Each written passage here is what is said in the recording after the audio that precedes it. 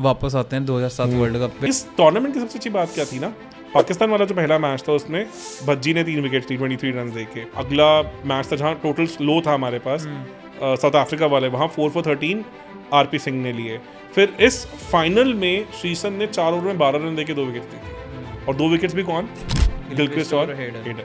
तो हेडन को जब उन्होंने बोल्ड मारा तो 6 ओवर में 50 समथिंग रन चाहिए थे, लगा कि शायद कुछ हो सकता है। 6 छक्के मारे थे युवराज ने। वो रोहित शर्मा का डेब्यू मैच था, पहला मैच था, तो didn't get to bat in that match, और युवराज सिंह जी को छेड़ दिया हल्का सा एंड्रू फ्लिंटॉफ ने, और छेड़ के खुद तो साइड हो गए, और एक यंग बॉलर का करियर हमेशा के लिए खराब करने की पूरी साजिश कर दी थी उन्होंने, जिनका नाम था स्टुअर्ट बॉर्ड। जब हम छक्के का डिस्टेंस नापते हैं तो क्या हम प्रोजेक्टाइल का पूरा वो देखते हैं कि कहाँ पे एंड करेगा, या जहाँ पे बॉल टकरा जाती है वहां तक कहाँ एंड करेगा?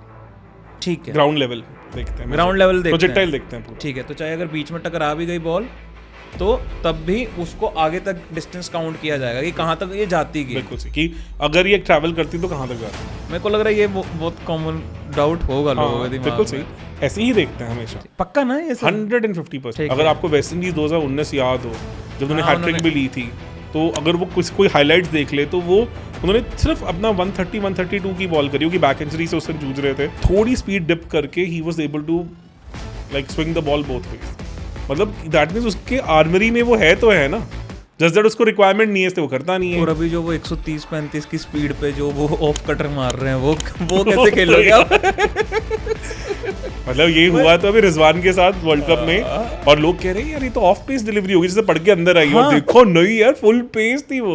होता पता है क्या इंडिया के साथ जो हुआ, पहले आप किसी ना किसी फ्रीकिश चीजों के कारण हार जाते हो, फिर आप अगले मैचेस का इतना प्रेशर ले लेते हो कि यार अब तो 1 साल और जुड़ जाएगा हमारी नाकामी के साथ। वो फिर करते करते प्रेशर इतना माउंट हो जाता है कि आप इजी चीजें भी उछाल देते हो। South Africa has also been going through that kind of a thing only.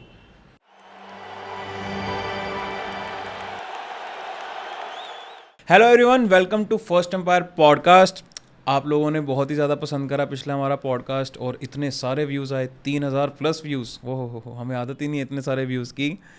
पर आज हम वेलकम करना चाहेंगे अपने पॉडकास्ट पे शहंशाहों के शहंशाह, इंडिया के होने वाले कोच के बहुत बड़े प्रशंसक दीपक गोयल।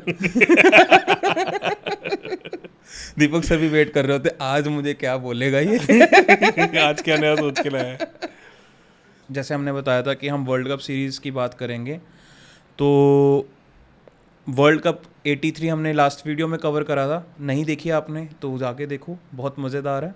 बहुत इंटरेस्टिंग फैक्ट्स थे related to politics, geo politics, Modi Nagar and all. लोगों को काफ़ी चीज़ें पसंद आई। इस पॉडकास्ट में we will talk about 2007 world cup, जो फर्स्ट T20 वर्ल्ड कप था। मेरे को लगता है सबकी मेमोरीज़ में वो आज भी फ्रेश है। क्या क्या बातें हुई थी उसमें। कुछ मैचेस हम भूल जाते हैं, बट कुछ की मोमेंट्स और की मैचेस तो हमेशा याद रहने वाले हैं T20 वर्ल्ड कप के फर्स्ट। तो शुरू करते हैं जर्नी T20 वर्ल्ड कप की। मस्त जर्नी। इसके भी पहले वर्ल्ड कप से पहले क्या हुआ था?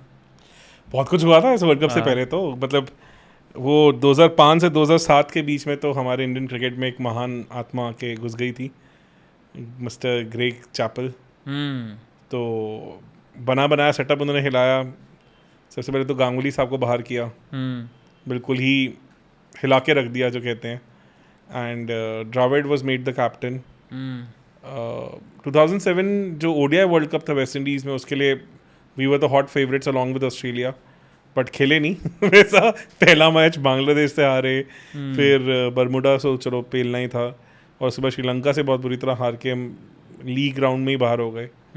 एंड उसके बाद इंग्लैंड टूर था, which was also a very historic tour. Zaheer Khan made a comeback on that tour, और इंडिया ऑलमोस्ट 12 ओडीआई खेला था उस टूर पे, स्कॉटलैंड, आयरलैंड और इंग्लैंड मिला के। साउथ अफ्रीका के साथ 3 थे, एक आयरलैंड के साथ था, एक स्कॉटलैंड के साथ था, 7 इंग्लैंड के साथ थे, एक पाकिस्तान के साथ भी होना था ग्लासगो में, बट वो बारिश पड़ने का मैच हुआ नहीं था। And then in between 3 test match series भी थी, जो इंडिया 1-0 से जीती थी। 21 साल के बाद हम इंग्लैंड में टेस्ट सीरीज़ जीते थे, जिसके बाद हम दोबारा अभी तक नहीं कर पाए हैं। पिछले 17 सालों में क्लोज आए थे। आदत हो गया, अब तो हमें ईयर का गैप बढ़ाते हैं, तभी तो फिर जीतने का मजा आता है ना। अगर हम भी ऑस्ट्रेलिया की तरह रेगुलर वर्ल्ड कप जीतने लग गए तो फिर कहाँ फन है, कहाँ हम पटाखे फोड़ेंगे इतने। बिल्कुल सही।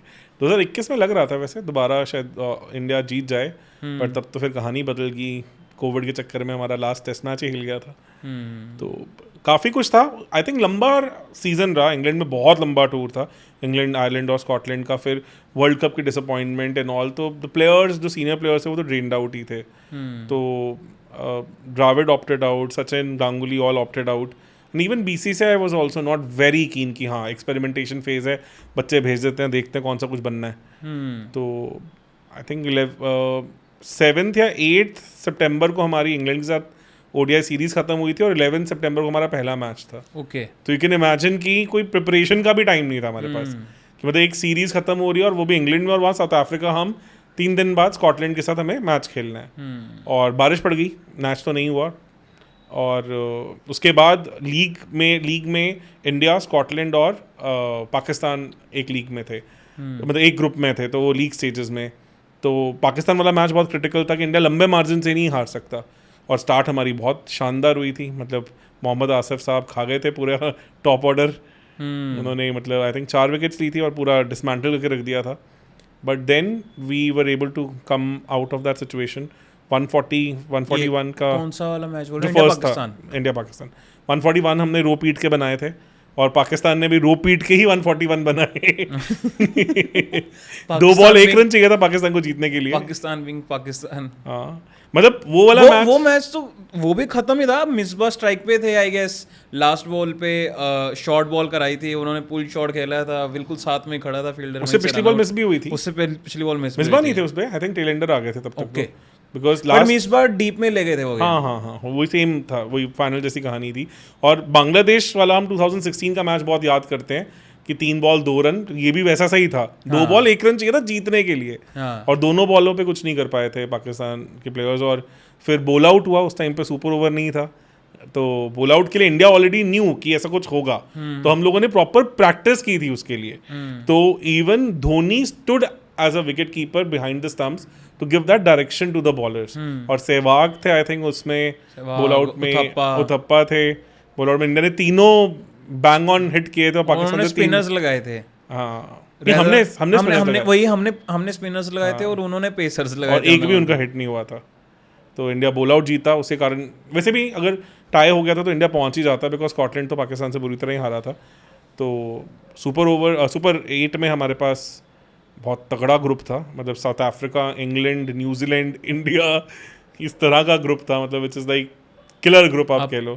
फैब ग्रुप में जो फैब टीम्स हैं, फैब 4 ही आप मान लो।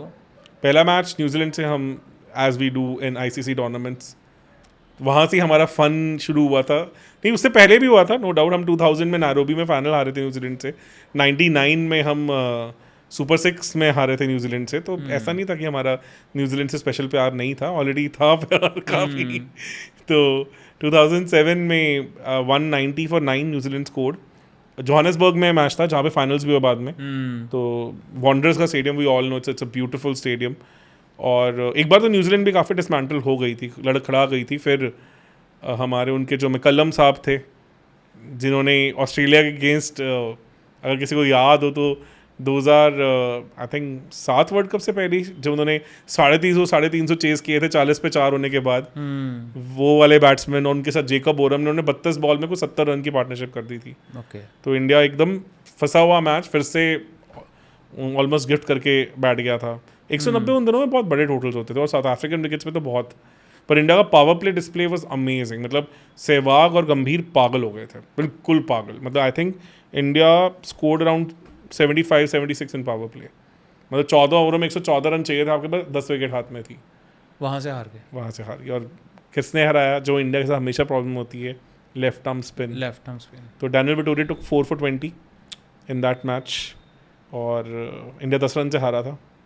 वैसे तो लंबा हारना था, एंड में टेल कुछ रन खींच के ले गई थी, तो लिखने में लग रहा था बड़ा क्लोज मैच है, इतना क्लोज मैच हुआ नहीं था। इंडिया बहुत मिडिल ओवर्स में बिल्कुल ही डिसमेंटल हो गई थी। मतलब तो उसके बाद ऑलमोस्ट ऑल मैचेस जो बचे थे वो जीतने ही थे, बस अफोर्ड ही नहीं कर सकते थे। और इंग्लैंड अगेंस्ट फिर से दोनों ओपनर्स ने सेम वही मोमेंटम कंटिन्यू रखा। और आई थिंक डर्बन में मैच था, दे ओपनिंग पार्टनरशिप शायद 135 136 से कुछ गई थी जितना आई रिमेंबर करेक्टली। ब्रिलियंट स्टार्ट, पागलों की तरह उन्होंने मारे थे, और उसके बाद तो फिर we all know what happened. तो that was a debut match for Rohit Sharma also. Okay, Rohit Sharma उसमें बैटिंग करने नहीं आ पाए थे, बट उनका डेब्यू मैच था। ओडिया डेब्यू उनका हुआ था आयरलैंड में, आयरलैंड के अगेंस्ट, उसमें उनको बैटिंग करने को नहीं मिली थी। उसके बाद साउथ अफ्रीका के अगेंस्ट भी वो खेले थे आयरलैंड में ही मैच, वहाँ उन्होंने 7-8 रन ही मारा, I think 8 he scored in that match, और इंडिया हार गया था। इंडिया फर्स्ट बैट करते हुए बहुत ही अजीब सा खेला था। आयरलैंड के सामने? नहीं, साउथ अफ्रीका अगेंस्ट मैच था, आयरलैंड में था। ओके, तेंदुलकर स्कोर्ड 99 इन 143 बॉल्स, ओके, और 99 पे रन आउट हुए थे उस मैच में। तो फिर finish I think I remember correctly वो दिनेश कार्तिक ने उसमें 10 बॉल 19-20 मारे थे। MS धोनी नहीं खेले थे वो मैच, तो अगले मैच में MS धोनी केम बैक, तो रोहित शर्मा वाज बेंच्ड। तो ये उनके ओडिया की करियर स्टार्ट हुई थी। T20 करियर इंग्लैंड वाले मैच में शुरू हुआ था, जिसमें 6 छक्के मारे थे युवराज ने। वो रोहित शर्मा का डेब्यू मैच था, पहला मैच था। ओके, तो didn't get to bat in that match, और युवराज सिंह जी को छेड़ दिया हल्का सा एंड्रू फ्लिंटॉफ ने, और छेड़ के खुद तो साइड हो गए, और एक यंग बॉलर का करियर हमेशा के लिए खराब करने की पूरी साजिश कर दी थी उन्होंने, जिनका नाम था स्टुअर्ट ब्रॉड, जो कि क्रिस ब्रॉड जो इंग्लैंड के पहले प्लेयर रह चुके हैं और मैच रेफरी भी रह चुके हैं, उनके सुपुत्र। और उनकी जो धुनाई हुई 6 बॉलों में 6 छक्के, और मतलब एक उनमें से छक्का पॉइंट के ऊपर का छक्का था। युवराज ने खुद एडमिट किया है, कहते मेरे तो पॉइंट के ऊपर चौके नहीं लगते थे, छक्का तो बहुत दूर की बात है। पर जस्ट जिस दिन लगने होते हैं चीज़ें ऐसी ही होती हैं, and he really played with his mind beautifully. और फिर अगले ओवर उन्होंने इवन एंड्रू फ्लिंटॉफ को भी छक्का मारा था। ओके, 12 बॉल 50 मारे थे सर ने, fastest for a long period of time रहा है वो। और अब किसका रिकॉर्ड है फास्टेस्ट T20 50? नेपाल अभी तो मारे थे नेपाल ने, हाँ। आई थिंक मंगोलिया के अगेंस्ट शायद 9 बॉल्स में 50 मारे थे। वैसे स्टैट्स तो फिर ऐसे होता है, और मतलब ये याद नहीं रिकॉर्ड रख तो टूट पाता। ही नहीं सकता ना 9 बॉल 50 वाला तो, हाँ, क्योंकि अब 6 बॉल मतलब 9 बॉल पे 6 मतलब 9 पे 9 छक्के में मार दोगे तब भी आप 54 ही हुए ना। 8 बॉल में तो आप 50 कर ही नहीं सकते ना किसी भी एंगल से। तो ये रिकॉर्ड तो कभी नहीं टूटने वाला, मतलब बराबरी होएगी, टूटेगा नहीं कभी भी। तो 9 बॉल 50 हो चुका है ऑलरेडी। तो युवराज सिंह का ये रिकॉर्ड जब तोड़ा, तो England I think India score 218 in that match, which was. Durban में क्या होता है ना, डरबन में प्रॉब्लम क्या है कि डरबन में जब साउथ अफ्रीका में भी रात में चेज करना इतना ईजी नहीं होता, क्योंकि बॉल काफ़ी स्विंग करती है अंडर लाइट्स। मतलब ये तो इवन सहवाग ने बहुत बार बोला है कि यार डरबन में, कहते साउथ अफ्रीका में तो रात में चेज करने ही मत जाओ, मतलब it's very difficult chase under lights in south Africa. तो ऑलरेडी 218 वाज अबव पार। उस जमाने में 2018 बहुत बड़ा स्कोर होता है। इंग्लैंड फिर भी खींच गया 200 तक, मतलब वो पीट के, पर वो भी इंडिया ने एंड में ऐसा था कि चल जीत ही गए हैं, खा लेते हैं चौके चक्के ऐसी वाली सिचुएशन थी। तो 18 रन से जीत के इंडिया अगला मैच साउथ अफ्रीका के साथ, फिर से फाइटर मैच, और जीतना ज़रूरी, आई थिंक वो भी शायद डरबन में ही था। और South Africa things to begin with बिल्कुल टॉप ऑर्डर डिसमेंटल करके रख दिया। और फिर आए 2 आने वाले इंडियन क्रिकेट के दिग्गज, MS धोनी और रोहित शर्मा जी। उन्होंने बहुत brilliant partner, Sharma score 50 in 40 balls and MS Dhoni scored 48। 152 I think India scored, respectable total था। इसमें युवराज नहीं खेले थे? इसमें युवराज नहीं खेले थे, ही गॉट इंजर्ड, तो वो बहुत बड़ा झटका था इंडिया के लिए। तो 150 152 फाइटिंग टोटल था, बट ऐसा कुछ ग्रेट टोटल नहीं था। और साउथ अफ्रीका को सेमीफाइनल के लिए आई थिंक क्वालिफाई करने के लिए 113 114 या पता नहीं 120 ऐसे कुछ मारने थे। तो उनको मैच जीतना भी नहीं था, उनका रन रेट का गेम हो जाता। And then South Africa did the South African और उसके बाद तो जो उनके हाल हुए, दिनेश कार्तिक ने वो one of the most memorable catch लिया था स्लिप्स में, इफ़ यू रिमेंबर। वो बिल्कुल डाइव मार के उन्होंने रॉन्ग हैंड पे, और हमारे जो बॉलर थे एक left arm special coming from Dhoni academy, Hrithik sports के करता धरता, अगर आप समझ गए हो मैं किन की बात कर रहा हूँ, Jadeja, RP Singh, Rudra Pratap Singh. Singh. He just went through ran through the वो तो पूरे वर्ल्ड कप में क्या कहते हैं सबसे कम इकोनॉमी उन्हीं की थी। काफ़ी अच्छे रहे थे। और उस रात तो वो अलग ही लेवल पे थे, मतलब उनकी बॉल पढ़ के वापस आ रही थी जो लेफ्ट आर्मर के लिए ड्रीम बॉल होती है। मतलब उन्होंने ही just ran through the entire South African side. I think 4 wickets for 13 run ही टुक। वो कहीं ना कहीं आप कह सकते हो कि जब ऐसे बॉलर जैसे आरपी सिंह जैसे बॉलर्स भी हैं जो हॉट एंड कोल्ड चलते रहे हैं, जब ये फॉर्म पकड़ते हैं फिर ये बहुत डेडली हो जाते हैं। आरपी सिंह का ना मुझे क्या लगता है कि as a left arm fast bowler he was a complete bowler, okay, but he never worked on his fitness. I clearly remembered he was brought back for 2014 England series test match में उनसे run up नहीं लिया जा रहा था भाई। मतलब अच्छे खासे सेहत बना के आए हुए थे वो। मतलब he maybe I think just hunger to stay relevant at that level उतना नहीं था कि ठीक है मुझे अच्छा खासा रिकॉग्निशन मिल गया, गुड है, सही है। Otherwise he was a beast, very good bowler. अच्छी खासी 140 प्लस वाली बॉल, प्यारा प्यारा निपी एक्शन, वापस लेके आने की कैपेबिलिटी तो अच्छे अच्छे लेफ्ट आर्मर्स को नहीं आती है। मतलब वसीम अकरम से इसकी मेरे को वापस लेके आने वाली बॉलों के लिए बहुत साल लगे हैं। तो उसके साथ ब्रिलियंट यॉर्कर, बड़ा अच्छा उनका वो स्पेल था। ये just ran through the South African side. और इवन रोहित शर्मा साहब ने हमारे बड़ा अच्छा रनआउट भी किया था। तो उसके बाद तो जस्ट डिसमेंटल ही होगी साउथ अफ्रीका। इवन जो रन रेट के लिए चाहिए थे वो भी नहीं मार पाई। 113 114 पे पूरा बिखरी उनकी कहानी। और फिर वो एज ऑलवेज नॉकआउट तक नहीं पहुंच पाए। साउथ अफ्रीका के साथ तो ये होता ही और वो भी साउथ अफ्रीका में ही, घर का वर्ल्ड कप, तगड़ी टीम, डिविलियर्स, हर्षल गिब्स भी आई थिंक थे उस टीम में, ग्रैम स्मिथ, भर भर के प्लेयर्स। मतलब आप पर एंड में घूम फिर के शॉन पॉलॉक, हाँ एंड में घूम फिर के साउथ अफ्रीका के भी यही बात एंड में निकल के आती है कि यार कि जो उनका ये कोटा सिस्टम है, उस टाइम पे तो इतना था भी नहीं। उसके बाद कोटा सिस्टम ज़्यादा है। 2011-12 के अराउंड चीज़ें ज़्यादा आई हैं और 16 के बाद तो बहुत स्ट्रांग हुआ है। उस टाइम पे तो जस्ट इनटू द थिंग्स थी, जस्ट था, मतलब अभी नहीं था इतना ज़्यादा। ठीक है, तो इतना डंडा नहीं था। हाँ, I think it's more to do with the expectation pressure ले आते हैं बिकॉज इतने सालों का गैप रहा है, अच्छी टीम रही है। होता पता है क्या इंडिया के साथ जो हुआ, पहले आप किसी ना किसी फ्रीकिश चीज़ों के कारण हार जाते हो, फिर आप अगले मैचेस का इतना प्रेशर ले लेते हो कि यार अब तो एक साल और जुड़ जाएगा हमारी नाकामी के साथ। वो फिर करते करते प्रेशर इतना माउंट हो जाता है कि आप इजी चीज़ें भी उछाल देते हो। तो South Africa is also been going through that kind of a thing only. नहीं तो आप सोचिए इस फाइनल में भी 30 बॉल 30, तो चलो ठीक है, no doubt India bowled brilliantly, one of the best death bowling I would say spells रहे और बॉल रिवर्स स्विंग भी हो रही थी, but still you will say कि 9 आउट ऑफ 10 टाइम्स टीम्स वहाँ से निकाल जाती हैं मैचेस। हाँ, पर इस बार मैं फिर भी नहीं कहूँगा ऐसा चोक किया बट वो डरबन वाला तो पूरा चोक था। तो जस्ट डिसमेंटल हो गए। उनको जीतना भी नहीं था ना। अब ये समझो उनको सिर्फ पार स्कोर जो था उनके लिए सिर्फ वही क्रॉस करना था। बिल्कुल सही। और वो रन बॉल ही था अगर आप देखा जाए तो, कि आपको रन बॉल ही मारना था। और अगर बहुत कंजर्वेटिव भी खेलते तो भी बच जाते हैं। बस वही तो समझ नहीं आता था के साथ। वो जो कहते हैं ना, जो क्रिकेट स्मार्टनेस है ना उनकी, कहीं ना कहीं वो मिसिंग हो जाती है। और सेमीफाइनल तो ऑस्ट्रेलिया ने पहले स्टेटमेंट्स दे दी थी कि हम तो इस इंडियन टीम को समझते ही नहीं है, ये वो फलाना टिमकाना। वो तो मतलब सेमीफाइनल वो जो मैच देखा था वो तो ऐसे था कि भाई कि ये क्या ही देख लिया। और पहले 8 ओवर में इंडिया के 41 रन थे, सहवाग आउट हो गए थे। सहवाग से तो हिला ही नहीं जा रहा था, उनके तो अच्छी खासी हैमस्ट्रिंग इंजरी दिख रही थी उस मैच में। और even Gautam Gambhir was also not able to score at a pace. मतलब जब युवराज आए तो इंडिया 8 ओवर में आई थिंक 41 पे 2 था। वहाँ से तो लग रहा था कि मतलब ये वन साइडेड मैच होने वाला है। और जो युवराज ने वो इनिंग्स खेली, मतलब it is equivalent to I think what Harmanpreet Kaur did against Australia in 2017 semi-finals of Women World Cup, and what Rohit Sharma just did in this World Cup 2024 उस लीग की इनिंग्स जहाँ आपने opposition की धज्जियाँ उड़ा दी। मतलब आपको पता ही नहीं ऑपोजिशन को कि हो क्या गया। और ये वो ऑस्ट्रेलिया थी जो पीक ऑस्ट्रेलिया चल रही थी। पीक ऑस्ट्रेलिया थी, मतलब एवरी बॉक्स टिक्ड।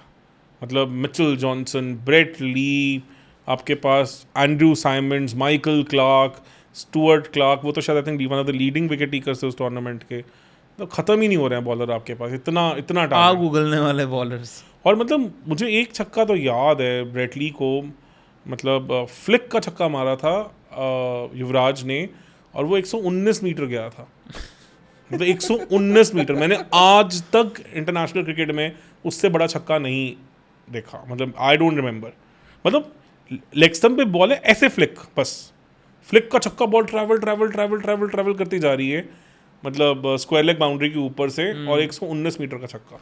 मतलब अभी भी आप यूट्यूब पे जाके उसे अगर रिप्ले पे कभी देखोगे तो 119 मीटर लिखा आता है नीचे। आई वाज लाइक यार ये क्या है आदमी, मतलब ब्रेटली नो डाउट पेसी बॉलर था, बट फ्लिक का 119 का छक्का कौन मारता है भाई? क्या रिस्ट में क्या जान होगी उस बंदे में। और 30 बॉल 70 मारे थे उन्होंने उस मैच में। मेरा ना एक बीच में क्वेश्चन है अब थोड़ा सा, क्योंकि आपसे प्रोजेक्टाइल के बारे में पढ़ा हुआ, प्रोजेक्टाइल मोशन के बारे में, जब हम छक्के का डिस्टेंस नापते हैं तो क्या हम प्रोजेक्टाइल का पूरा वो देखते हैं कि कहाँ पे एंड करेगा, या जहाँ पे बॉल टकरा जाती है वहाँ तक? कहाँ एंड करेगा, ठीक है, ग्राउंड लेवल देखते हैं, ग्राउंड लेवल देखते हैं, प्रोजेक्टाइल देखते हैं पूरा। ठीक है, तो चाहे अगर बीच में टकरा भी गई बॉल तो तब भी उसको आगे तक डिस्टेंस काउंट किया जाएगा कि कहाँ तक ये जाती है। बिल्कुल सही, कि अगर ये ट्रैवल करती तो कहाँ तक जाती है। मेरे को लग रहा है ये बहुत कॉमन डाउट होगा लोगों के दिमाग में। बिल्कुल सही, ऐसे ही देखते हैं हमेशा, पक्का ना ये 150%। अच्छा, और बॉलिंग स्पीड का कैसे मेजर होता है? टाइम ऑफ रिलीज पे। बिल्कुल सही, पिच का कोई रोल नहीं होता, क्योंकि पिच तो फिर गेम चेंज ही हो बदल जाएगी जाएगा। ना। बिल्कुल सही, और पिच के बाद तो काफी फर्क पड़ जाता है। पिच होने के बाद तो 150 का बॉलर 125 तक रह जाता है। हाँ, कि इतनी ज्यादा आप मतलब कोलिजन हो रही है, बॉल की रेजिस्टेंस है, सब है। तो जो रिलीज देखते हैं, रिलीज के टाइम पे बेसिकली मेजर होती है बॉल, वो इसलिए स्पीड हर जगह पे सेम रहेगी। और इसीलिए मतलब कुछ पिचेस पे पेस अनप्लेएबल हो जाता है। हाँ, कि जहाँ पे पता है कि भाई पढ़ के कोई फर्क ही नहीं पड़ रहा पेस में ज़्यादा। और इसीलिए कुछ बॉलर्स खतरनाक इसलिए होता है कि नो डाउट उनका पेस 130 135 होता है, पर पिच टू पिच कई बार उनकी टप्पा पड़ के पेस जो है वो मेंटेन रहता है। देखो तंग ना बैट्समैन कहाँ ज़्यादा होता है, जहाँ तो विकेट फ्लैट हो, चाहे बहुत तीखी भी हो, वहाँ इतना प्रॉब्लम नहीं आएगा, बिकॉज वहाँ आपको बैट पे बॉल आ रही है, कोई प्रॉब्लम नहीं, आप 2-3 बॉल में एडजस्ट हो जाओगे। बंदा फंसता है 2 जगह पे। एक, अगर बॉल पड़ने के बाद अनएक्सपेक्टेडली ज़्यादा उठनी शुरू हो जाए, कि आप एक्सपेक्ट कर रहे हो कि रिलीज़ के बाद बॉल, मतलब ऑब्वियसली एक हाइट से रिलीज़ आ रही है और पड़ने के बाद वो बॉल इतनी राइज करेगी, और राइज तो थोड़ी सी ऊपर कर जाए, इतनी भी एक्स्ट्रा राइज कर जाए तो that's good enough to trouble the batsman. इतना राइज, क्योंकि आपका ये सोचो ना, आपके बैट की विड्थ के बाहर चलेगी ये बॉल। तो जो बॉल आप बेसिकली मिडिल कर रहे हो वो शायद एज लग रही है। दूसरी जगह फंसता है बंदा जहाँ विकेट टैकी होती है, मतलब ग्रास है, जहाँ पे बॉल आ रही है, पड़ने के बाद थोड़ी सी फंस रही है। उसमें क्या हो जाता है कि आप टाइम नहीं अपना शॉट कर पा रहे, बिकॉज आपके रिफ्लेक्सेस कह रहे हैं कि बॉल आ गई पर बॉल पहुंची नहीं है। और फिर ऐसी विकेट पे कई बार सीम मूवमेंट भी होती है तो बॉल हरकतें भी करने लग जाती है। देखो स्विंग खेलनी मुश्किल है पर इतनी नहीं, बिकॉज आपको पहले से दिखती है। हाँ, वो मूव आपको मूवमेंट दिख रही होती है, पर जब सीम होती है तो 4-5 मीटर के आगे से सीम होती है, इसीलिए मोहम्मद शामी डेडली हो जाते हैं। आप कुछ नहीं कर सकते। कोई दुनिया का बैट्समैन नहीं है जो अगर नहीं समझ पा रहा कि मूवमेंट किस तरफ है, सीम मूवमेंट, और पढ़ने के बाद अगर पिच, इसलिए आजकल इंटरनेशनल क्रिकेट में लोग क्या करने लग गए हैं, ये सबसे पहले सऊदी ने शुरू किया था, टिम साउदी ने, अब एंडरसन बहुत करते हैं आजकल। वो पहले अपनी वो सीम मूवमेंट स्विंग पहले दिखती होती थी, तो आपको बॉलर के हाथ के रिलीज से दिख रहा है कि हाँ बॉल किस तरफ सीम है, उस हिसाब से स्विंग करेगी। अब वो वॉबली सीम करने लग गए हैं। अगर आपको 2021 का WTC फाइनल याद हो तो उसमें second innings I think, if I remember correctly, तो दोनों ओपनर्स को टिम साउदी ने वॉबली सीम पे आउट किया था। वही वॉबली सीम से क्या हो रहा है, बॉलर को भी नहीं पता कि बॉल पड़ के किधर कांटा बदलेगी, पर बदलेगी। Majority of the bowlers they know, उनको समझ आ जाती है, उनको एक्सपीरियंस इतना होता है, पर बैट्समैन जज नहीं कर सकता ना। कोई वॉबली सीम आ रही है, आपको समझ तो आ नहीं रही, अगर आपको सीम दिख भी रही है तो you will not be able to जज की बॉल पड़ने के बाद कहाँ जाएगी। तो अगर नेचुरल जैसे टिम साउदी एक आउट स्विंग बॉल करते हैं, तो वॉबली सीम के कारण पड़ के अगर अंदर आ गई तो आप सिटिंग डाको। तो इस तरह से उन्होंने आई थिंक रोहित शर्मा और शुभमन गिल दोनों को निकाला था 2021 के WTC फाइनल में, इफ आई रिमेंबर करेक्टली। तो मतलब दोनों को वॉबली सीम पे निकाला था, और एंडरसन भी यही करते हैं आजकल कि मतलब वो और डेडली इसलिए हो गए हैं बिकॉज पहले उनकी सीम दिखती आती थी। अच्छा, और एक ये भी तो बोलते हैं ना कि एक वो बॉलर्स अब बहुत कम रह गए हैं, पर जो पुराने जैसे पाकिस्तान के बॉलर्स कर पाते थे कि जो हवा में एयर स्विंग हो रही है वो अलग डायरेक्शन में, और जो टप्पा पड़ के जो स्विंग हो रहा है वो दूसरी डायरेक्शन में। वो रिवर्स स्विंग में तो लोग करते ही हैं ये, कोई रिवर्स स्विंग में बॉल टेल इन कर रही है और पिच होने के बाद अलग निकल गई, वो तो वसीम अकरम वाज अ मास्टर। हाँ मतलब ये लोग तो मास्टर थे इस चीज के, इसको क्या बोलते हैं, बनाना स्विंग, रिवर्स स्विंग ही हो जाती है। नहीं वैसे ये अगर आप कर लेते हो कि मतलब नहीं, बनाना स्विंग बनाना स्विंग तो ट्रेडिशनल स्विंग है। ठीक है, अगर ये इंडियन टीम में भी एक बॉलर है जो ऐसा कर लेता है, शामी, जसप्रीत बुमराह एग्जाम्पल अगर उसका देखना है तो मोहम्मद ये अपने जो पाकिस्तान के स्पिन बॉलर लेग स्पिन है शादाब की विकेट 2023 वर्ल्ड कप में जब इंडिया वर्सेस पाकिस्तान मैच था अहमदाबाद में, तो वो क्लासिकल एग्जांपल था। वो रिवर्स स्विंग पे उन्होंने शादाब को बोल्ड किया था, शादाब भक्के बक्के रह गए थे, बॉल हवा में अंदर आ रही थी, पड़ने के बाद बाहर निकल गई थी। तो शादाब वाज लाइक कि रिवर्स स्विंग, और मतलब कमेंटेटर्स भी कह रहे हैं कि व्हाट इज दिस, ये तो रिवर्स स्विंग लग रही है। और 34वें 35वें ओवर में रिवर्स स्विंग करनी शुरू कर दी थी बुमराह ने, और उन्होंने बाद में एडमिट भी किया था इंटरव्यू में कि हाँ I was getting some reverse swing. तो है इंडिया में भी बुमराह, इसीलिए मतलब वही बात है ना कि बुमराह आज के टाइम पे कहीं ना कहीं आप समझो कि जो वसीम अकरम की लीग में लोग थे उसी लेवल पे है, इसीलिए वसीम अकरम हो गए, डेल स्टेन, वसीम अकरम, माइकल मार्शल उस लीग में वो हैं। तो इसीलिए तो ये सारे जो बॉलर्स हैं आज के टाइम में जसप्रीत बुमराह के इतने बड़े फैन हैं। और जसप्रीत बुमराह ना अगर चाहते हैं तो वो स्विंग भी कराते हैं अंदर दोनों तरफ। अगर आपको वेस्ट इंडीज 2019 याद हो जब उन्होंने हैट्रिक भी ली थी, तो अगर वो कोई हाइलाइट्स देख ले तो वो उन्होंने सिर्फ अपना 130-132 की बॉल करी होगी, बैक इंजरी से उस दिन जूझ रहे थे, और थोड़ी स्पीड डिप करके he was able to like swing the ball both ways. मतलब दैट मीन्स उसके आर्मरी में वो है तो है ना, जस्ट दैट उसको रिक्वायरमेंट नहीं है इसलिए वो करता नहीं है। और अभी जो वो 130-135 की स्पीड पे जो वो ऑफ कटर मार रहे हैं वो कैसे खेलोगे आप? मतलब ये हुआ तो अभी रिजवान के साथ वर्ल्ड कप में, और लोग कह रहे हैं यार ये तो ऑफ पेस डिलीवरी होगी जैसे पढ़ के अंदर आई, और देखो नहीं यार फुल पेस थी वो, फुल पेस ऑफ कटर। मुझे भी यही लगा था पहले कि यार कि जैसा, क्योंकि हाथ तो दिख जाता है बुमराह का कि उसने घुमाया है, पर वो पेस था उसमें। 140 की थी वो, 135-140 की बॉल थी वो। मतलब ये कौन कराएगा अब? ये इतनी जान कैसे हो सकती है सर रिस्ट में? चलो हाइपर एक्सटेंशन है, सब कुछ है उनके पास, पर ये चीज़ तो फिर एक्स्ट्राऑर्डिनरी रिस्ट है यार उनका। आप देखो उनकी सारी गेम ही रिस्ट है, मतलब वो रिलीज पॉइंट का ही देख लो, उनका ऑलमोस्ट बाकियों से 40 सेंटीमीटर रिलीज आगे होता है। मतलब पहले और था, अब उन्होंने थोड़ा अपने आप को स्ट्रेस को कम करने के लिए थोड़ा अंदर आए हैं। पहले 46 सेंटीमीटर से शुरू होकर अभी भी 42-40 सेंटीमीटर तक होते हैं, उसके बाद उनकी रिस्ट भी इंटू एक्शन आ जाती है। मतलब पहली बॉल आगे आ रही है आपको 1 यार्ड, मतलब 30 सेंटीमीटर का तो 1 यार्ड ही हो जाता है, मतलब आप ऑलरेडी यार्ड क्विकर तो है ही है।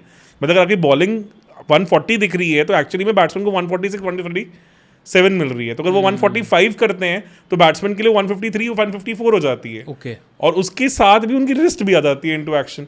इसलिए जो कई बॉलर्स नहीं होते, हमें लगता है कि वो हार्ड लेंथ वाली बॉल कर रहे हैं, कि उनकी बॉल थोड़ी पड़ के हार्ड आई बैट पे, वो जनरली वही होते हैं जिनका रिलीज लेट होता है।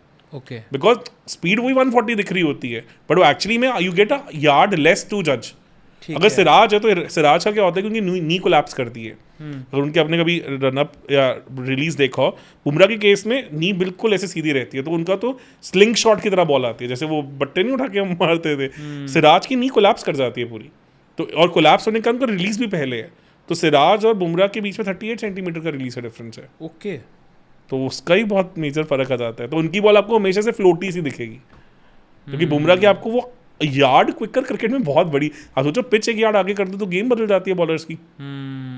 तो उतना फर्क आ जाता है, मतलब और 46 सेंटीमीटर तो 1.5 यार्ड हो गया ऑलमोस्ट।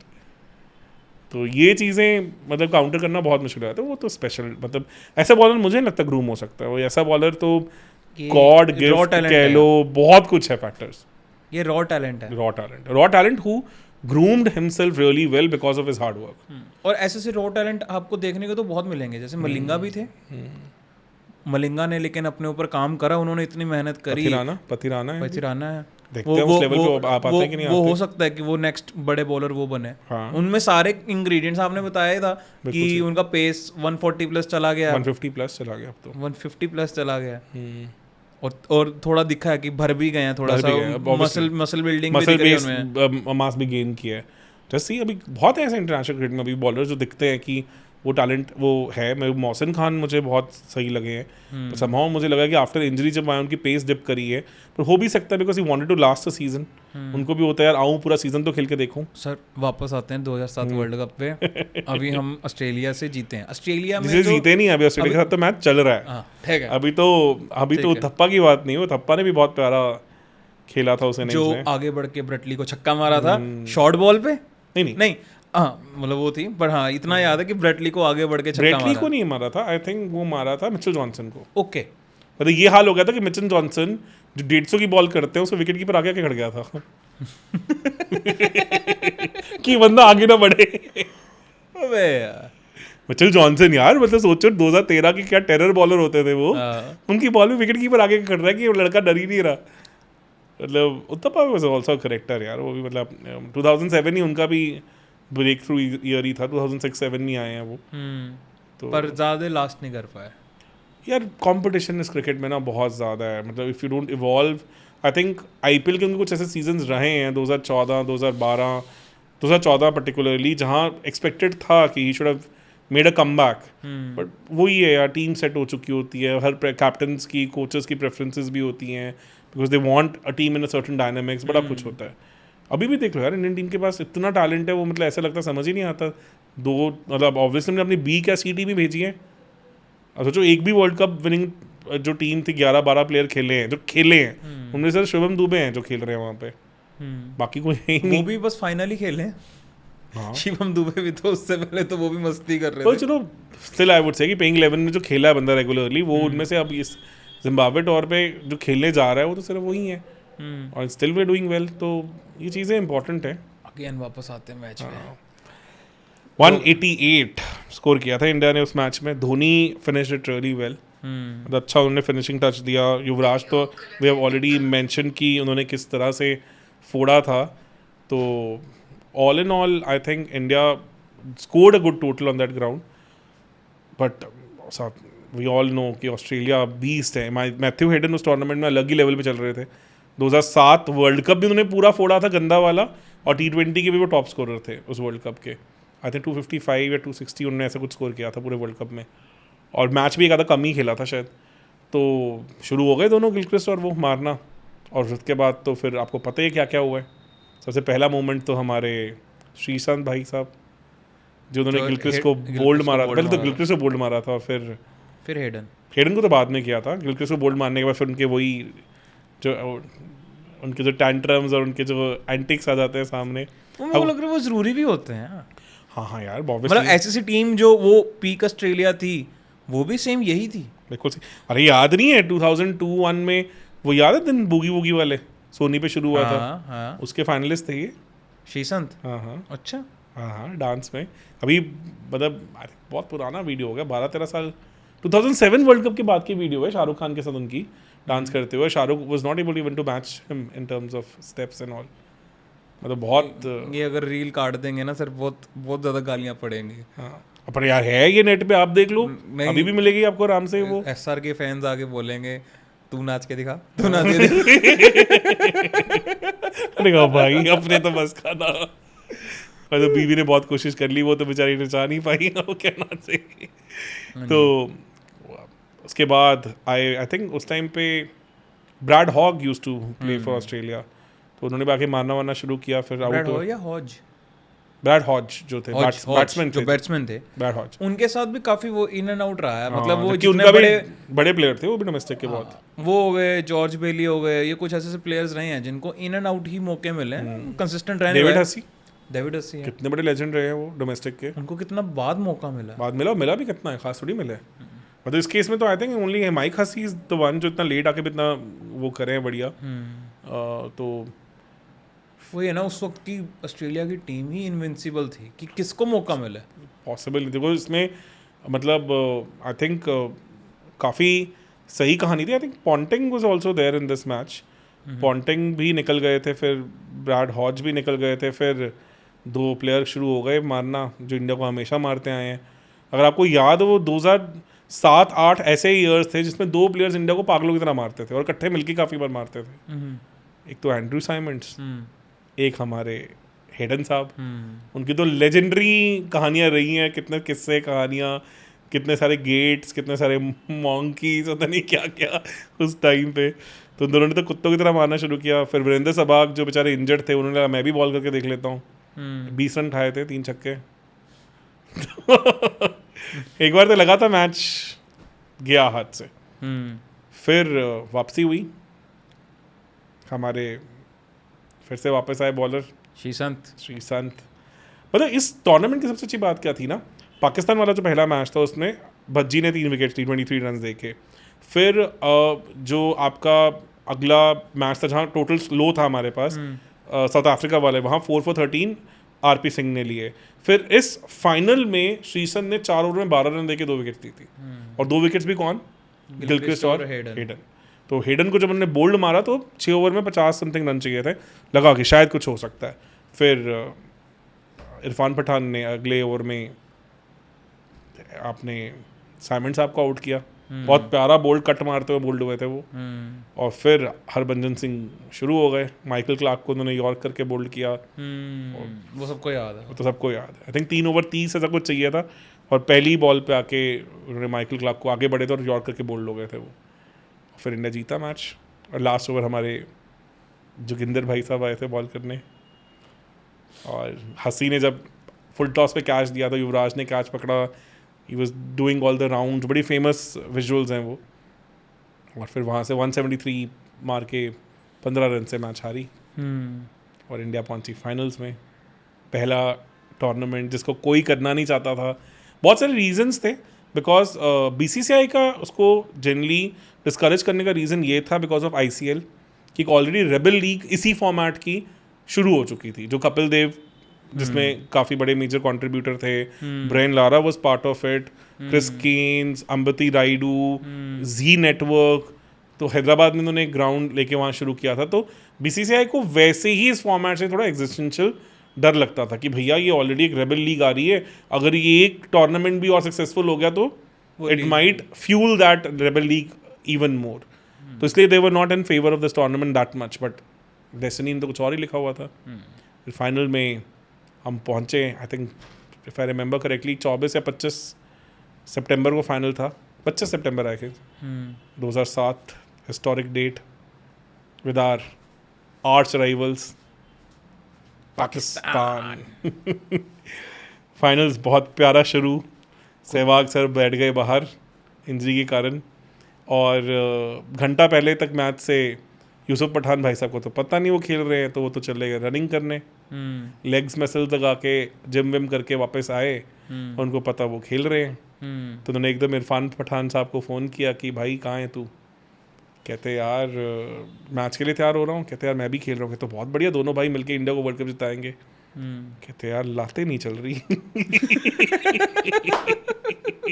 क्योंकि उनको था कि यार पानी तो उठाना है, तो खेल तो मैं रहा नहीं हूँ, तो अपने जो रेगुलर लेग एक्सरसाइजेज है, रनिंग है, वो कर आके अपनी फिटनेस खत्म करता रूटीन। तो वो भाई साहब को क्या पता कि वो पहली बॉल तो वही खेलने आ रहे हैं वर्ल्ड कप की।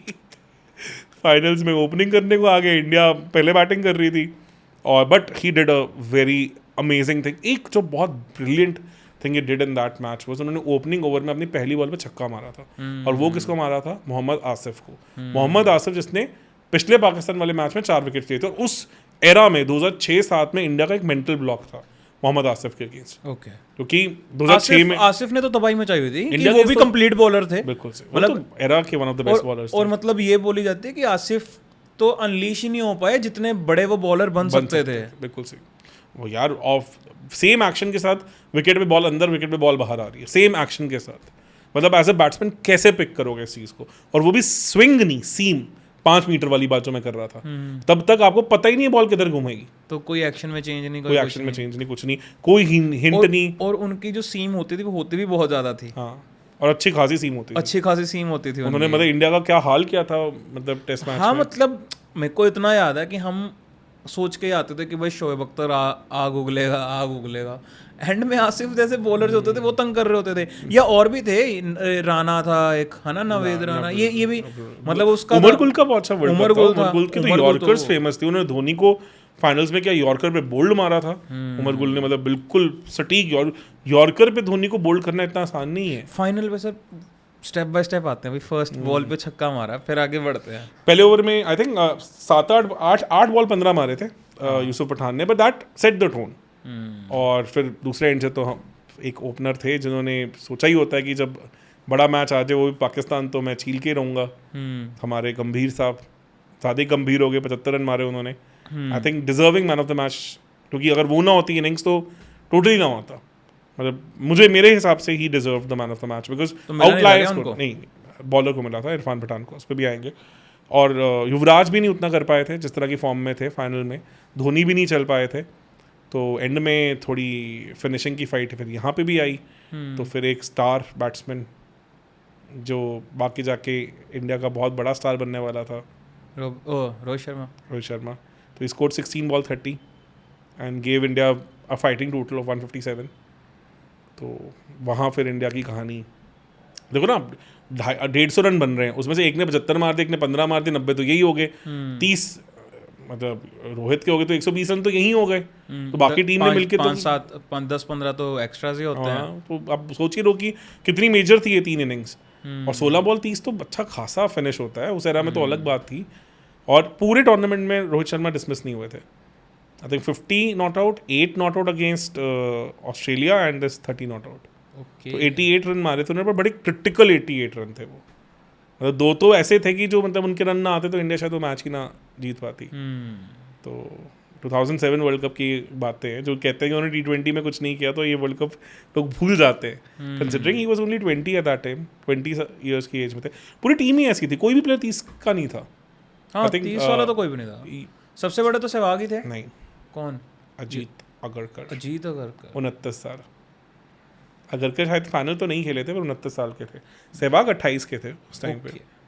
धोनी तो 24 26 27 81 के बॉर्न हुए ना धोनी। ओके, तो 26-27 साल के थे सभी। युवराज, धोनी, सब गंभीर, ये सब ऑलमोस्ट एक ही एज ग्रुप के थे। तो 157 लगा कि फाइटिंग टोटल है। फिर पाकिस्तान की ओपनिंग में एक बैट्समैन आए जिन्होंने कुछ और ही प्लान किया हुआ था। क्या नाम था उनका? नाज़र नहीं, इमरान नज़ीर। तो उन्होंने मार मार के श्रीसंत की धज्जियाँ उड़ा दी।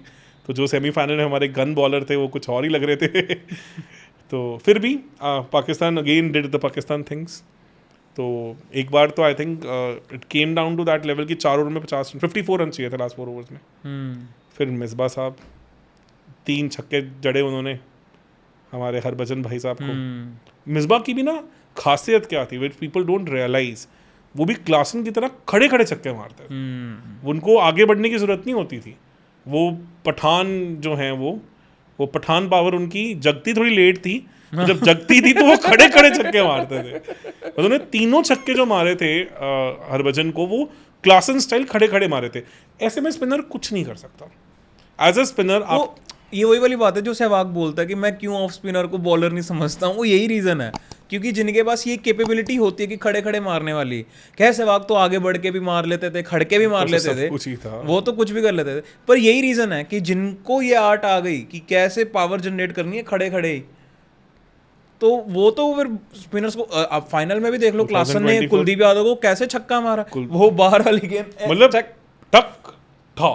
अरे वीडियो गेम चल रही थी, वीडियो गेम चल रही है। आई गेस सिद्धू ने भी यही बात बोली थी कि भाई ये तो वीडियो गेम वाले छक्के मार रहे हैं। ऐसे EA स्पोर्ट्स में नहीं लगता है छक्के। तो मतलब वैसे ही मिसबा साहब ने भी मारे, बट हरभजन ने थोड़ी गलती क्या की, उन्होंने थोड़ी बॉल पैरों में करने की कोशिश की थी। उन्होंने वो माइकल क्लार्क मोमेंट क्रिएट करने की कोशिश की। डिफेंसिव चले गए थे। डिफेंसिव उन्होंने सोचा कि शायद यॉर्क वॉर्क कर दूंगा, बट देखो जिसको आपको पता है कि एक प्लेयर के पास एबिलिटी है कि वो खड़ा खड़ा मार सकता है छक्के, फिर आप अपना प्लान एग्जीक्यूट नहीं कर पाते, फिर यू प्ले परसेंटेज गेम, जो अक्षर पटेल से भी गलती हुई कि क्लासन को उनकी आंख में बॉल दे रहे हैं, उस विकेट पे पीछे खींचने वाली बॉल थी तो आगे कर रहे हैं।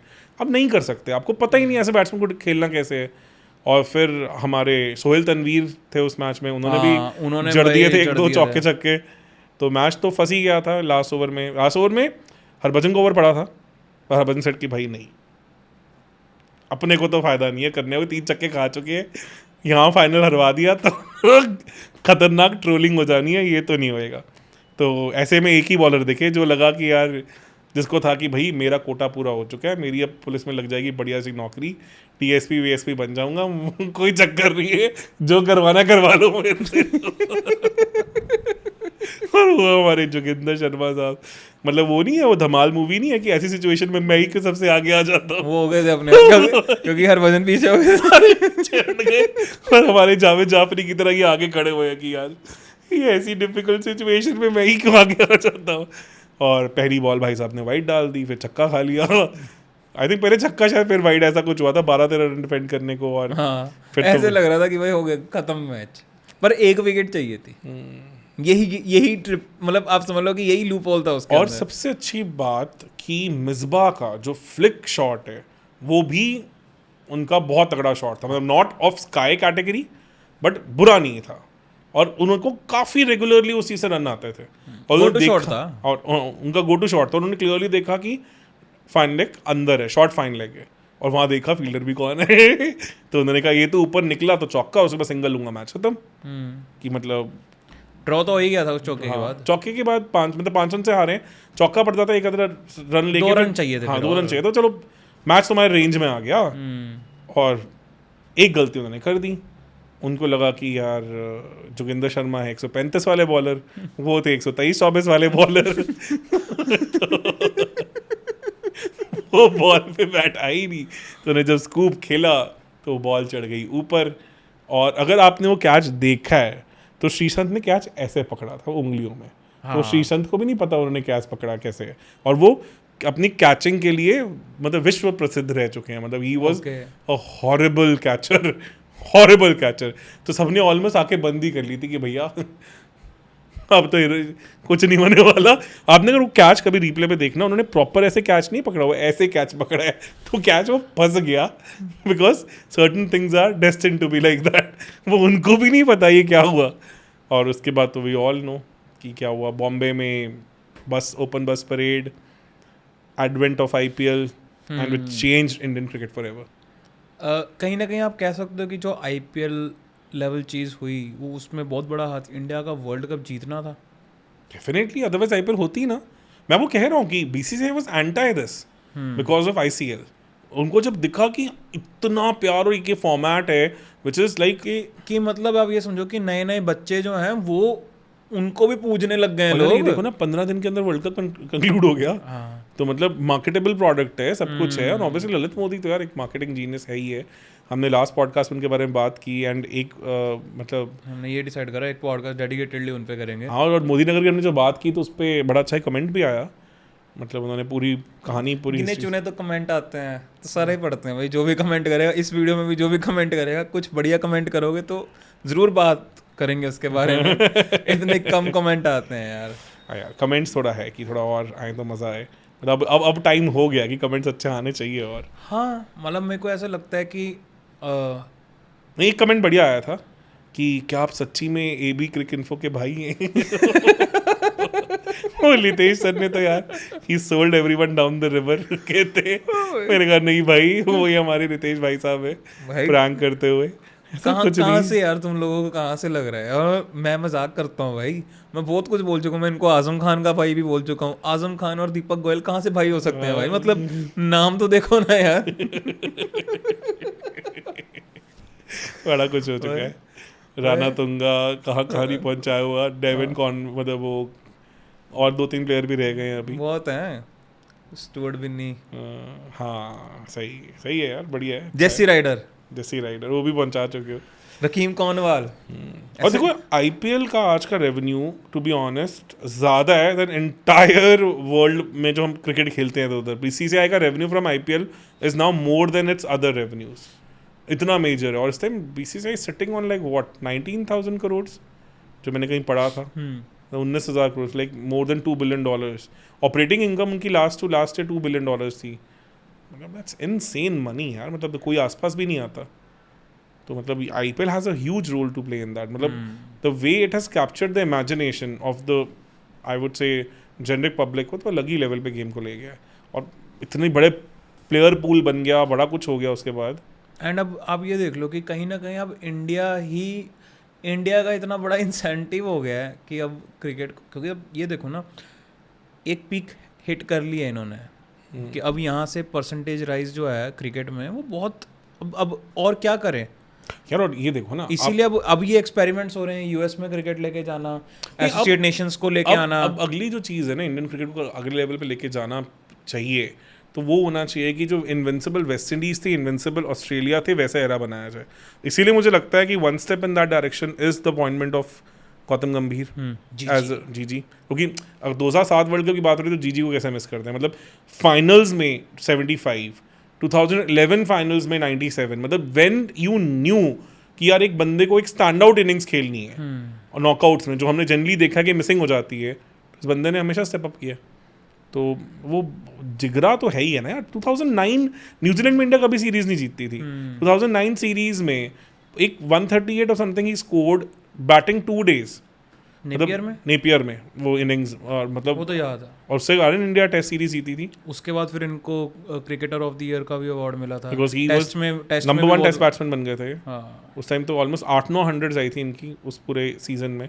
डिफरेंट बीस्ट, मतलब जब थिंग्स गेट टफ तो वो और लेवल के प्लेयर उठ के आ जाते हैं। रियली होप कि वही मेंटालिटी लेके आए। कहीं ना कहीं ये वाली अगर आप देखोगे चीज़ें कि ये तो विराट कोहली में भी है वैसे, कि जैसे ही नॉकआउट्स या आप समझ लो मुश्किल मैच होते हैं जो ज़रूरी होते हैं, और ख़ास करके चेजिंग में, तो विराट कोहली ने भी ये प्रूव करा है कि वो भी डिफरेंट बेल्ट है। यार देखो, एक पता है डिफरेंस क्या है, व्हाट आई पर्सनली फील, जो Gautam Gambhir era is going to define Indian cricket जिस देश में होगा। सर उसके लिए अलग पॉडकास्ट करना है। नहीं, इसी में कर देते हैं, इसी को फिर एडिट करके अलग डाल देंगे। नहीं अलग बात करेंगे, वो अलग बात करते हैं। इसमें 2007 वर्ल्ड कप की बात करते हैं। चलो कोई बात नहीं, जैसे आप कहो वैसे करेंगे।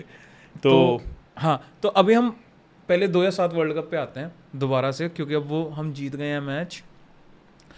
उसके बाद क्या हुआ हमारी T20 टीम को, क्या हुआ उसके बाद? ये आई थिंक सबसे अच्छी चीज़ तो थी उसमें ऑस्ट्रेलिया इंडिया आई जस्ट उसके बाद ही अक्टूबर में। आई क्लियरली रिमेंबर मेरा IIT का फाइनल ईयर ही था, और श्रीशांत एकदम से 147 148 ही बॉल मारने लग गए थे। मतलब ही बिकेम, कंट्रोल कोई नहीं था पर पेस बढ़िया आती थी, और India went back to its old self. वही द्रविड़ आए, गांगुली आए, तेंदुलकर आए, और इंडिया वो one day series I think if I remember correctly 7 match की सीरीज थी, 1 मैच नहीं हो पाया था, अदरवाइज इंडिया 4-2 से हारी थी वो सीरीज। और बिल्कुल क्लूलेस लगी थी बैटिंग में। Ganguly played his slow knocks, Tendulkar was also doing his bit, Dravid looked completely out of sort. उसके बाद तो द्रविड़ का ODI करियर ही खत्म हो गया था सीरीज। आई थिंक वो लास्ट सीरीज थी इंडिया के लिए उनकी। उसके बाद इंग्लैंड में उनको 12 जाके 2011 में थोड़ी देर के लिए बुलाया था, जो कि पता है वहाँ बॉल इतनी हिलती है, ले खत्म हो गए थे जब इंडिया सीरीज में। वर्ल्ड कप के बाद आए थे वो, तो 1-2 मैच खेले थे वो, जब उनका एक तरह से फेयरवेल मैचेस थे, जब उनको T20 भी खिलवाया था। इकलौता T20 उनका जो वो खेले हैं वो 2011 में खेले हैं द्रविड़, वर्ल्ड कप के बाद वाला T20। और वो इंग्लैंड सीरीज में उन्होंने 400 भी मारे थे टेस्ट में। तो द्रविड़ का करियर एंड हुआ, वो एरा बदला। Dhoni then stepped in and he said कि मेरे को तो अब यंग टीम चाहिए, अलग कहानियाँ चाहिए, we need multi facet players जिनके पास, बिकॉज तेंदुलकर तक बॉल करना काफी हद तक बंद हो गए थे because of his tennis elbow. वो बॉलिंग नहीं करते थे, वो कितने ज्यादा इफेक्टिव थे, काफी अच्छे, हर कुछ तो था उनके पास। उसके बारे में भी बात आई थिंक जब वो पीक होने लगे ना एज अ बॉलर, तभी उनको ये सारी प्रॉब्लम्स ज्यादा आ गई। वो मीडियम पेस भी कर लेते थे, और मीडियम पेस स्विंग होती थी उनकी। उनके पास मीडियम पेस थी, ऑफ स्पिन थी, लेग स्पिन थी, हर कुछ तो करना आता था उनको। मतलब तो वो 2007 में T20 हुआ था एक, इस 7 मैच सीरीज के बाद, और उसमें इंडिया ने अच्छा पेला था, अच्छा इजी कंफर्टेबल विक्ट्री ऑस्ट्रेलिया की, बिकॉज कॉन्फिडेंस आपको उस लीग में डिफरेंट हो जाता है। But after that I think हम IPL में ऐसे उलझे कि हम समहाउ कभी अपनी वर्ल्ड कप टीम्स को स्टेबलाइज नहीं कर पाए। मतलब 9 का कैंपेन, 10 का कैंपेन, 12 का कैंपेन तो डिजास्टर कैंपेन्स थे। हम नॉकआउट्स तक ही नहीं पहुंच पाए थे तीनों में। मतलब बहुत बुरा, मतलब 9 और 10 तो मतलब बात ही ना की जाए ऐसे कैंपेन से। 9 में तो हम तीनों मैच हारे थे, मतलब बुरे हाल। और Pakistan clearly looked a better team, और वो जीते भी थे वो। और Sri Lanka, Pakistan were better than us in that era. तो आई थिंक मे बी शायद फोकस हमारा शिफ्ट हो गया था कि हमें अब 2011 वर्ल्ड कप जीतना है, तो उसी हिसाब से टीम को ग्रूम करना है। तो हमने वो जो मॉडर्न T20 क्रिकेट की डिमांड्स थी उनको ना फोकस करके अपनी ODI वाली टीम्स ही ज़्यादा खिलाई। पर कहीं ना कहीं आप कह सकते हो एक वो 2 वर्ल्ड कप हार के एक जीत लिया ओडीआई। और ODI world cup any day is a much bigger world cup, इसमें कोई डाउट ही नहीं। उस एरा में तो डेफिनेटली यस। सोचो ना, आज आप कह सकते हो कि अब T20 वर्ल्ड कप ने ऑलमोस्ट वो रेपुटेशन Parity अचीव कर ली पा ली है, कहीं because ना उतनी कहीं stress, कहीं ना उतना कहीं मेरे को tension। बस ये लगता है कि T20 वर्ल्ड कप को यार 4 साल बाद करना चाहिए। पर 2 हाँ years बहुत उसमें ना जरूरी है। उसमें ना मेरे को एक और भी अच्छा पॉइंट मैंने पढ़ा कहीं पे कि जो T20 में लोग आ रहे हैं 4 साल में, अगर आप कोई जैसे कोई बॉलर है, अगर कोई वो एक इनोवेशन लेके आता है या कोई बैट्समैन है वो कुछ अपना नया रंग दिखा देता है, 4 साल बहुत ज़्यादा होते हैं कि वो डीकोड भी हो जाए। एक्चुअली रीजन क्या है, क्योंकि इतनी सारी T20 लीग्स होती है ना, वही। तो वो 2 सीजन में तो सब कुछ बदल जाता है। ये आपने बहुत अच्छा पॉइंट बोला है, बिकॉज वनडे में उतना इनोवेशन, उतना फॉर्मेट के साथ चेंजेस ज़्यादा हो नहीं पाए हैं। ना तो T20 is a very fast moving game. और अब देखो जो IPL में हमने देखा है कि batsmanship have taken it to completely different level. अब देख लेना 25 में बॉलर्स उठ के आ जाएंगे, फिर बैट्समैन को कुछ और नया करना पड़ेगा। तो ये तो है, I totally agree with you. और आई थिंक 9-10 में इंडिया क्लियर था कि यार हमें तो जीतना ही सिर्फ 2011 का वर्ल्ड कप इंडिया में हो रहा है, तो हमें कुछ फिट ऑफ प्लेयर्स पे फोकस करना, उन जो गैप्स हैं उनको भरने हैं। रविंद्र जडेजा को वहाँ चांसेस मिले, वो नहीं उस लेवल पे ग्रूम हो पाए। रायना को काफ़ी चांसेस मिले, उनको उठाया गया। Rohit Sharma was given a long rope. तब तो उनके ऊपर टैग भी लग गया था उस टाइम पे, तो मैगी मैन एक ये वही एरा था जहाँ पे 2 लोगों को नाम मिले थे। रोहित शर्मा को मैगी बॉय, क्योंकि वो 2 मिनट में आ जाते हैं वापस आ जाते थे। ठीक है, बिल्कुल सही। और दूसरे थे सर रविंद्र जडेजा। सर की उपाधि भी उनको उसी टाइम पे मिली थी। सर की उपाधि उनको आई थिंक जो इंग्लैंड में वर्ल्ड कप था ना T20 का, उससे मिलनी शुरू हुई थी, उन्होंने बहुत मचाई थी। और उसके बाद एक बड़ा इंटरेस्टिंग मैच हुआ था 2010 में, 2009 या 10 में, जिसमें तेंदुलकर ने हैदराबाद में 150 रन मारे थे, 175 मारे थे 350 चेस करते हुए। उस टाइम 18 रन चाहिए थे इंडिया को 3 ओवरों में, जब तेंदुलकर आउट हुए थे, और इंडिया 3 रन से मैच आ रहा था। और उसमें दूसरे एंड पे थे हमारे जडेजा साहब। तो वो मैच ना फिनिश करने के चक्कर में सर का नाम सर पड़ा था। तो जडेजा के साथ जो सर जुड़ा था वो हैदराबाद ODI के बाद जुड़ा था, बिकॉज 350 चेज करना, उसमें 175 एक प्लेयर ने मार दिए, और 3 ओवर 18 बचे हैं और आपसे वो नहीं बचे। और मिकाई करके बॉलर थे, उनको स्वीप मारते हुए तेंदुलकर शॉर्ट फाइन लेग पे कैच हो गए थे। तो उसके बाद आई थिंक 2-3 विकेट बची थी अभी भी, और वो कुछ नहीं कर पाए थे। प्रवीण कुमार और एंड में जडेजा रह गए थे, जबकि प्रवीण कुमार भी कर लेते थे बैट, और 2-3 रन से हारी थी इंडिया। रन आउट हुए थे एंड में, कुछ तो ऐसा हुआ था। तो उस मैच से इनका नाम सर जडेजा पड़ना शुरू हुआ था। मतलब वो जैसे अब ये सर का खिताब डिजर्व करते हैं। जैसे नेहरा के साथ ही कब जुड़ा नेहरा जी, वो तो कमेंट्री में हुआ था आई गेस, जब उनकी पहले कहानी जुड़ी थी, जो उनका ये ट्रोलिंग शुरू हुई थी, वो हुई थी 2011 में, जो साउथ अफ्रीका अगेंस्ट मैच था, ठीक है, वर्ल्ड कप में। वहाँ पे एंड में डिफेंड करते हुए 10-11 रन चाहिए थे, वो नहीं कर पाए थे। तो वहाँ से फिर नेहरा जी के साथ अरे तब फेसबुक पे, क्योंकि तब फेसबुक पीक पे था ना उस वक्त, फेसबुक पे बहुत ज़्यादा तबाही मचती थी। तो फेसबुक पे पेज होता था ट्रोल क्रिकेट, वो फेवरेट पेज था मेरा। वहाँ पे जो हर बंदे की ली जाती थी ना, इतने मजे होते थे। वहीं से डिंडा अकेडमी आई वहाँ से। अरे अभी सोचो डिंडा अकेडमी के साथ क्या चीज़ हो जाती है। किसी बंदे ने ना इंस्टाग्राम पे एक पोस्ट डाल दी कि जो अक्षर पटेल ने अभी आउट किया था बटलर को, उससे पहले T20I वर्ल्ड कप में लास्ट विकेट इंग्लैंड की डिंडा ने ली थी, अशोक डिंडा ने। तो लोग कहते पागल, ये क्या, ये ऐसे हो। और वो गलत बात नहीं है, वो सही बात है। पर लोग, क्योंकि 2012 में was the last time when India played T20I in a world cup match. तो उसमें इंडिया ने आई थिंक 150 किया था, और इंग्लैंड 60 for 9 हो गया था। तो 9th विकेट स्टुअर्ट बॉर्ड की अशोक डिंडा ने ली थी। 80 ऑल आउट हुआ था इंग्लैंड उस मैच में, लास्ट विकेट ने 20 रन मारे थे, पर लास्ट विकेट रन आउट हुई थी। ओके 2012 में। उसके बाद 2016 में, 14 में इंडिया का मैच नहीं हुआ इंग्लैंड से, 16 में नहीं हुआ, 21 में नहीं हुआ, 22 में उनकी कोई विकेट ही नहीं उड़ी थी, वो 10 विकेट से जीते थे। ओके तो बेसिकली 12 के बाद जो 24 में मैच हुआ, जिसमें रिवर्स स्वीप पे बटलर आउट हुए, उससे पिछली विकेट इंग्लैंड की वर्ल्ड कप T20Is में किसी इंडियन बॉलर ने जो ली थी, वो अशोक डिंडा थे। तो लोगों को लगा कि यार क्या चल रहा है, कि मजाक, और लोग पूरी पर ये भी तो बोलते हैं ना कि ये अशोक डिंडा के ऊपर भी जो जोक बनते हैं, इतने बुरे बॉलर भी नहीं है जितना उनको बदनाम कर दिया, उससे भी ज्यादा बदनाम। मतलब मैं तो एनी डे, मैं तो जॉर्डन अकेडमी नाम रखूंगा एनी डे। मेरे को तो आज तक जॉर्डन समझ नहीं आया। क्रिस जॉर्डन तो मुझे भी समझ मुझे नहीं आते समझ, मुझे भी नहीं आते। मतलब ये कौन सा बॉलर है कि जो यार मतलब जब बैट्समैन मारना शुरू कर देता है एंड में आके तब वो विकेट लेते हैं कि उनको पड़ने ही पड़ने रन, उनकी इकॉनमी 9 से ऊपर ही हो गई। हाँ हाँ, क्रिस जॉर्डन के साथ तो ये है कि जो विनोज होते हैं उनके किसी डज वेल, उनके पास अच्छी यॉर्कर है, पर जहाँ मतलब अच्छे टेस्टिंग नेशन आते हैं फिर वो उनको अच्छा पेलते हैं, हमेशा से ही देखा है। हाँ no doubt is a gun fielder, outfield के one of the best in the world है, ओके। बट नथिंग और बियॉन्ड। बैटिंग में भी कुछ खास नहीं करा कभी वही वाली बात है जब एक बार ये ऑस्ट्रेलिया के किसी बंदे ने बोल दिया था ना कि ऑस्ट्रेलिया का बेस्ट ऑलराउंडर है फॉकनर, वो दुनिया का बेस्ट ऑलराउंडर है James Faulkner.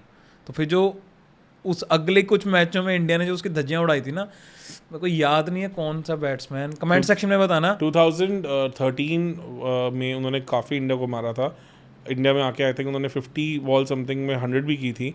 Then 2015 world cup में James Faulkner was if not the man of the series, very close to man of the series थे, पहुंचा था, पर उसके बाद उनका डाउनफॉल आया था। 2016 में उनको कोहली ने बहुत मारा था, बहुत अच्छा खासा पीटा था। कोहली ने भी वैसे काफी बॉलर्स का करियर खत्म करा कोहली ने ना तेंदुलकर और रोहित शर्मा जैसे करियर खत्म नहीं किए कि मतलब एक ओवर 28 एक ओवर 30 वाले। कोहली ने तो वो जैसे होते हैं ना वो हलाल करते हैं वो वाले हाल किए हैं कि मतलब वो हर इनिंग्स में काटते रहते हैं बॉलर को, फिर वो धीरे धीरे वो देखता है कि यार ये क्या हो गया, ये तो 100 की एवरेज पे खेल रहा है मेरे अगेंस्ट। कोहली की ये कहानी होती है, कोहली ऐसा नहीं करते हैं कि तरसा के मारते हैं, उनकी ऐसी वही चौका भी ऐसा मारो कि जिसमें बेचारा भाग भाग के फिल्टर फिर एंड में जाके कहता है कि चौका हो गया। जो सचिन का था वो डिसमेंटल करते थे, रोहित शर्मा वो डिसमेंटल करेंगे आपको, बिल्कुल वो कैपेबिलिटी रखते हैं। कोहली वुड लाइक आपको तरसा देंगे कि यार 5 मैच हो गए मैं तो इस बंदे को आउट ही नहीं किया, और इस बंदे से मेरी एवरेज क्या 100 की, मतलब पाकिस्तान के 308 की एवरेज से आए थे इस वर्ल्ड कप में, वो वर्ल्ड कप्स में उनकी एवरेज पाकिस्तान के अगेंस्ट T20 में 308 की एवरेज थी। ये इतने बढ़िया स्टैट्स तो आप EA स्पोर्ट्स में भी अचीव कर सकते यार। नहीं हो सकता यार, 308 की एवरेज T20 आए वर्ल्ड कप मैचेस में पाकिस्तान के अगेंस्ट थी before he came into this world cup. हो गया, आप देख लो कभी आउट ही नहीं होते थे पाकिस्तान से। 2014 में नहीं, और 14 में तो मैच नहीं, 12 में नहीं आउट हुए, 16 में नहीं आउट हुए, 21 में 50 मार के आउट हुए थे, 22 में तो हम सबको ही पता है मेलबर्न में क्या हुआ। एक बार तो आउट हो भी जाए तो फर्क ही नहीं पड़ता ना एवरेज में एक ही डिवाइड बाय 1 नहीं होगा ना एक ही बार आउट हुए थे इससे पहले तो आप आउट हो एक बार या ना हो, एवरेज उतनी रहने वाली है। नहीं, अगर नहीं आउट हो रहे हो फिर तो नॉट आउट ही हो जाता है, फिर तो एवरेज ही फिर तो इन्फिनिटी हो जाता है ना, फिर तो एवरेज ही कैलकुलेट नहीं होएगी। पर फिर भी वो लिख देते हैं ना कि हाँ कि उतनी है कि 308 रन मारे हैं और आउट नहीं हुए, आउट ही नहीं हो रहे।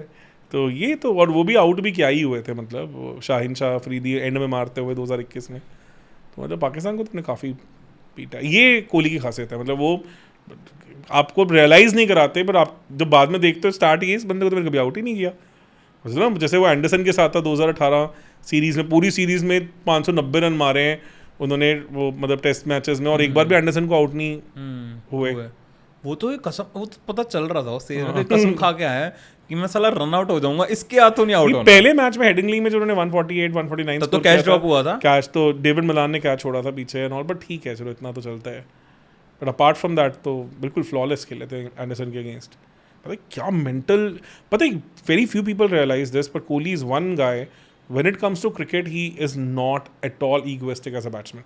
ओनली वन इंसिडेंट जब मैंने देखा है कि उन्होंने अपने आप को एज अपनी ईगो को अपनी गेम के ऊपर चढ़ने दिया, वो 2015 था। 2015 में एक ऐसा टाइम था, क्वार्टर फाइनल में बांग्लादेश का एक बॉलर था, मुझे नाम याद नहीं आ रहा, वो rouble Hussain, he got into his under his skin, उनको मारते हुए आउट हुए थे। फिर सेमीफाइनल्स में इन्होंने मिचेल जॉनसन को आउटसाइड ऑफ स्पिन पुल मारते हुए कैच हुए थे।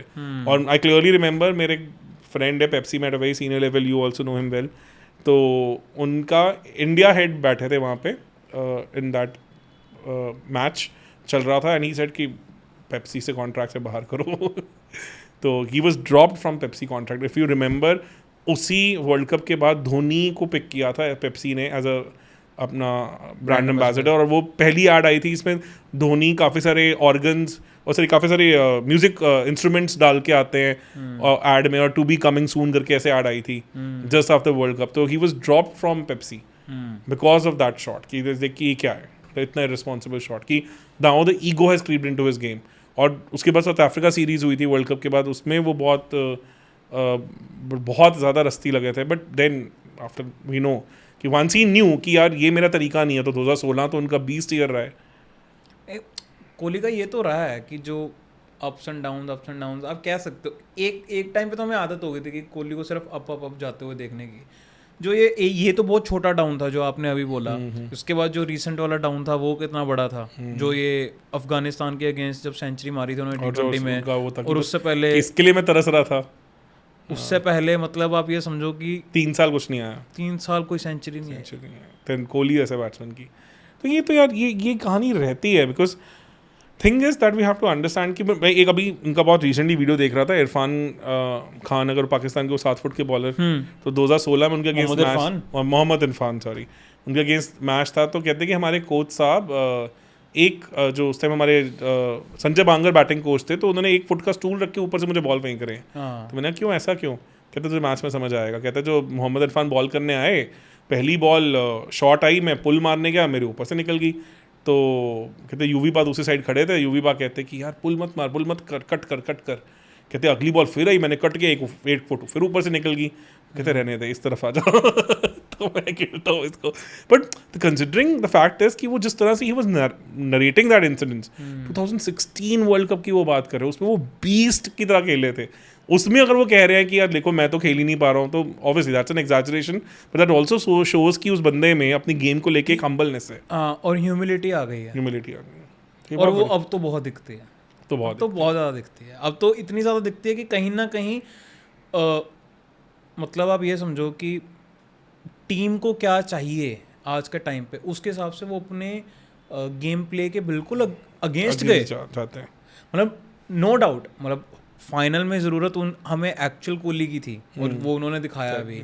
अगर वो चाहते तो ऐसे ही बैट करते करते वर्ल्ड कप निकाल सकते थे, कोई वो नहीं है। पर मेरे को लगता है कि वो जो स्टेटमेंट थी ना कोहली की कि भाई मैं भी आके मारूंगा, वो जो साइकी बदल देता है यार, और ओपोजिशन को बहुत कि भाई कि इनका जो स्ट्राइक रोटेट करने वाला बैट्समैन है वो मारने पे फिर अगर पाकिस्तान वाला जो मैच था, अगर आपको याद हो, उस मैच में हमने पॉडकास्ट किया था, आई थिंक शायद हम पूरे प्लेटफॉर्म पे इकलौते थे जिन्होंने उस टाइम पे इंडिया की बैटिंग इंस्टिंक्ट की तारीफ की थी काफ़ी ज़्यादा। मतलब अगर मुझे याद हो तो मैंने कहा था कि उस विकेट पे सबने कहा था कि आड़े तेरे शॉट मारे में, कि उस विकेट पे आप सिटिंग डक थे, मतलब आप कभी भी आउट हो सकते थे। इंडिया ने पहले 11 ओवर में 89 for 3 किया, तो India showed that batting instinct, और मुझे अच्छा लगा ये देख के।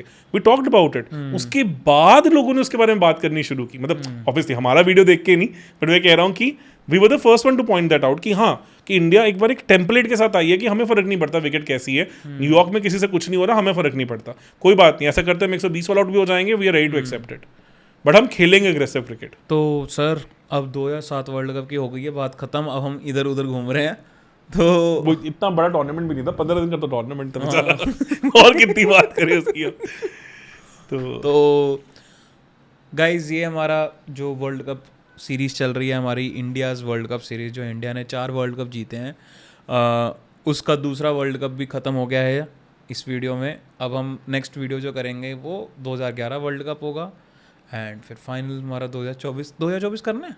करेंगे यार, हैं एक बार तो करना चाहिए, एक बार करना चाहिए, बहुत सारी स्टोरीज हैं उसके साथ। चलो ये फिर हमारे ये 4 वर्ल्ड कप्स हैं, और वो ताज़ा जो वर्ल्ड कप आया है कि कैसे इंडिया जीती रिसेंट वर्ल्ड कप, वो भी हम उसके बारे में भी बात करेंगे। अभी हमारा एक और पॉडकास्ट होगा, इसके बाद स्पेशल वर्जन ऑफ पॉडकास्ट ऐसे ही हम रिकॉर्ड कर देंगे। क्या कहते हैं, वो है हमारा जीजी एज इंडियाज न्यू कोच, क्या एक्सपेक्ट करो और क्या चैलेंजेस हैं उनको सॉल्व करने के लिए, वो हमारी वीडियो होगी। कोशिश करते हैं हम पहले वो वीडियो डाल देते हैं, फिर हम ये वर्ल्ड कप सीरीज़ वाली डाल देते हैं, है ना। So thank you so much guys. Please comment section में यार कुछ हमें बताओ क्या हम इम्प्रूव कर सकते हैं। होस्ट बदलो, वो तो मैं समझ गया हूँ यार, होस्ट बदल देंगे, मेरे को भी बदल देंगे, कोई चक्कर नहीं है। नहीं जिस दिन कोई मिलेगा बढ़िया बंदा, हम कर लेंगे चेंज, कोई इशू नहीं है। आप हो, अगर आप करना चाहते हो तो आप भी अप्लाई कर सकते हो, टेलीग्राम ग्रुप ज्वाइन करो, वहाँ पे लिखो यार मुझे करना है। हम तरह के लोग अपने चैनल के लिए ढूंढ रहे हैं, हायर कर रहे हैं, हमें भी थोड़ी प्रॉब्लम होती है, हमें अच्छे लोग नहीं मिलते, इसलिए मैं यहाँ बैठ के बोल रहा हूँ इस कैमरा में। अदरवाइज़ अच्छे होते तो कोई मेरी जगह और होता, और अच्छे होते तो दीपक सर का भी ट्रेनर होता, वो सर को अच्छे से ट्रेन करता, तो सर भी थोड़े चेयर में इजीली फिट होते, उनको भी पसीना नहीं आता। तो हमें अच्छे लोगों की ज़रूरत है इन शॉर्ट। तो आप अप्लाई कर सकते हो। टेलीग्राम ग्रुप डिस्क्रिप्शन में आए, ज्वाइन करो। उसमें क्रिकेट की बातें तो बहुत होती हैं और साथ में करियर रिलेटेड बातें भी हो रही। तो कोई क्रिकेट में अपना करियर बनाना चाहता है किसी भी तरीके से, चाहे हमारे साथ जुड़ के चाहे हमारे साथ ना जुड़ के, तो फ्री फंड की एडवाइस ज़रूर मिलेगी। And see you in the next podcast. Thank you so much. Thank you.